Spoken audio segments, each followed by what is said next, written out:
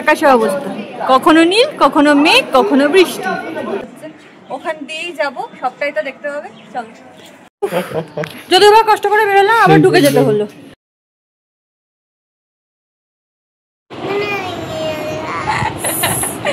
Good morning everyone, welcome to Rai hive, welcome to a new blog. আজকে সকালেই সবাইকে শুভ মহা অষ্টমীর শুভেচ্ছা। একটু বাদেই অঞ্জলি শুরু হবে, যদিও এ বছরটা আমার আর দেওয়া হবে না, কিন্তু তাই বলে বাড়িতে বসে থাকবো, কিছু করবো না, কিছু তো করতে হবে। আরে কিছু না করলে রান্না বান্নাই করি, কিছু তো করবো।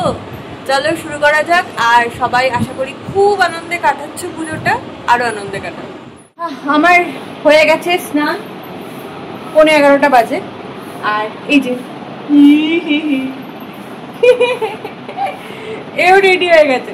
এবার আমরা একটু রেডি হয়ে প্যান্ডেলে যাব, কারণ ওখানে ভাই বোনরা ছাড়ছে না, সবাই মিলে গিয়ে একটু ছবিটা তোলা হয় বছরের একটা দিন অন্তত, তাই আমরা সবাই মিলে যাব। অবশেষে রেডি হতে পেরেছি অনেক লড়াই ঝগড়ার পর। এই দেখো আমার খুদি শয়তান। দাঁড়া, শাড়িটা পুরোটা দেখো কেমন দেখতে।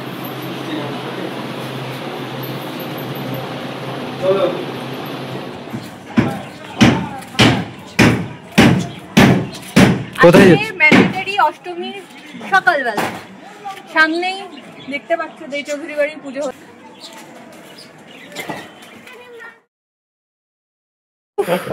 যদিও বা কষ্ট করে বেরোলাম, আবার ঢুকে যেতে হলো।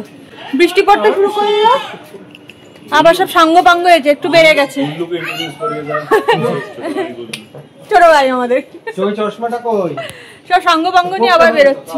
চলো দেখি আবার যদি বৃষ্টি পড়ার আগে কয়েকটা ছবি তোলা যায়, তাই তো সুমি? এখন দে চৌধুরী বাড়িতে ভালো মতো ভিড় জমে গেছে,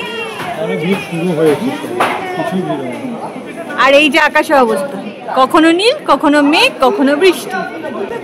অষ্টমীর সকালটা অদ্ভুত লাগছে।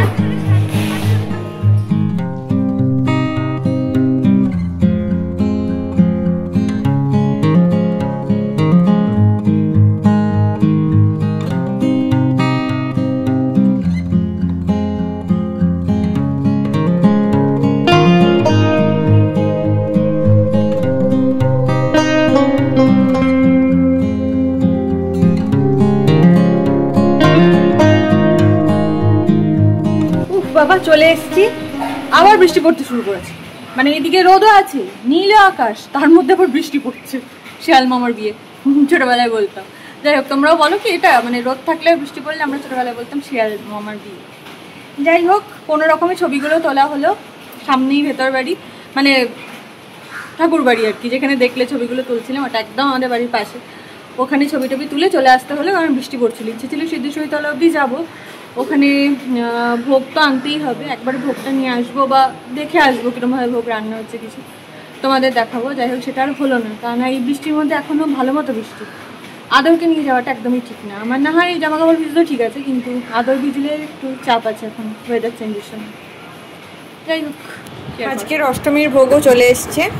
এই দেখো, খিচুড়ি আছে, লাবড়া আছে, আর এদিকে ভাজাভুজিগুলো ছিল। অনুপ আনার সময় একটুখানি পড়ে গেছে, মানে চাটনিটা পড়ে গেছে। বাকি পনিরের তরকারি আছে, ফ্রাইড রাইস আছে, পায়েস মিষ্টি, আরও এইসব কিছু আছে। চাটনিটা মোট কথা পড়ে গেছে, অসুবিধা হবে না, বাড়িতে চাটনি করা আছে। ওই যে আরেকজন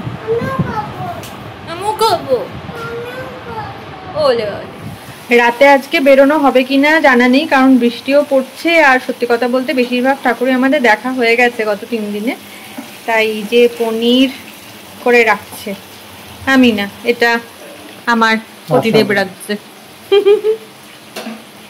আজকে বিকালটা আর বেরোবো না, মানে ঠিক করলাম বাড়িতেই থাকবো, তবে বাড়িতে একটা সিনেমা দেখবো।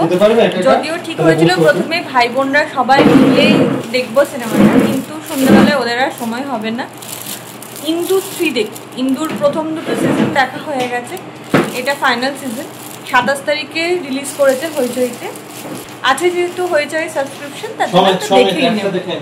আর এরা পাশ থেকে বকেই যাবে, ওরা ডিস্টার্ব করার জন্য সবসময় আমার আশপাশেই ঘুরে। যাই হোক, আরেকটা মহা মুশকিল হলো, সেটা হচ্ছে ফিল্টারটা তো পরিষ্কার হলো আগের দিনের ভিডিওতে দেখলে, ক্যান্ডেল লাগাতে গিয়ে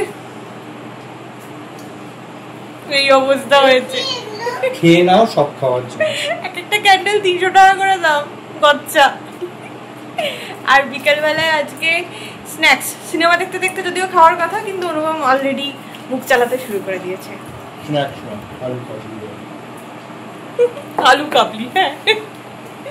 আর কোল্ড ড্রিঙ্কস ভেতরে আছে, ওটা এখনো বের করা হয়নি, বের করলে ওটা ওর পেটে চলে যাবে। কালকে আসার সময় একটা কেনা হলো, পুরোটা ঢুকিয়ে ফেলেছে, আমাকে দিতে ভুলেই গেছে।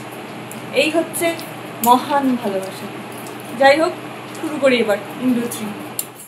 এই হচ্ছে ইন্দু 3 দেখা শুরু করছি আমরা সিজন 1 দিয়ে, এপিসোড 1 দিয়ে সিজন 3। ক ঘন্টা চলবে ঠিক জানি না, শুরু তো হোক। আর তার সাথে আছে এই যে আলু কাবলি।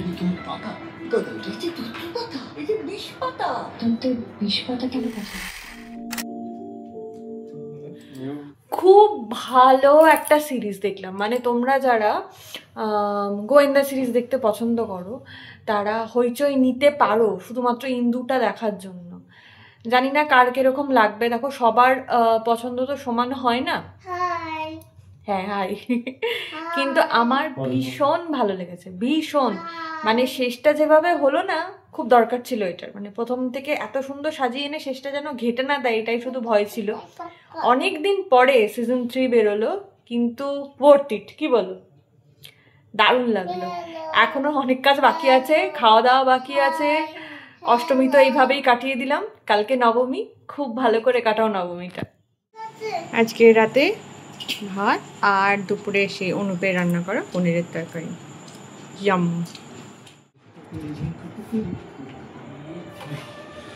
এইসব চলছে রাত্রেবেলায়। আজকে বিকালবেলায় ঠাকুর দেখতে না বেরিয়ে ইন্দু 3, তারপর খাওয়া দাওয়া, আর তারপর এখন কোনটা যে মহিষাসুর কে জানে। অষ্টমী তো শেষ হয়ে গেল, এবার নবমী নিশির জন্য অপেক্ষা। সবাই খুব ভালো থাকো, খুব ভালো কাটাও পুজোর আগের শেষ দিনটা। এই দিনটা যেন একটুও মিস না যায়। টাটা।